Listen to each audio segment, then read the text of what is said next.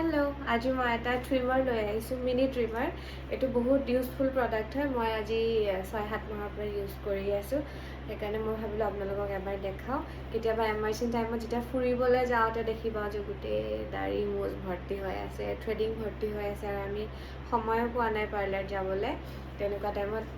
বহুত হেল্প কৰিব ইয়াক জাষ্ট এনেকৈ ঘূৰালে হ'ল আৰু এইটো এনেকৈ সাৰ্কুলাৰ মোশ্যনত ফুল ফেচ কৰে নে আপাৰ লিপছ কৰে এনেকৈ সাৰ্কুলাৰ মোশ্যনত ঘূৰাই থাকিলে হয় এই গোটেই আনৱান্টেড হেয়াৰ্ছখিনি ৰিমুভ কৰি দিব আৰু ইয়াৰ লগত থ্ৰেডিঙৰ কাৰণেও আহিছে এইটো এটা থ্ৰেডিঙৰ কাৰণে এইটোৰ বিষয়ে মই ইমান নকওঁ কাৰণ এইটো নিজে কৰিবলৈ যাওঁতে মই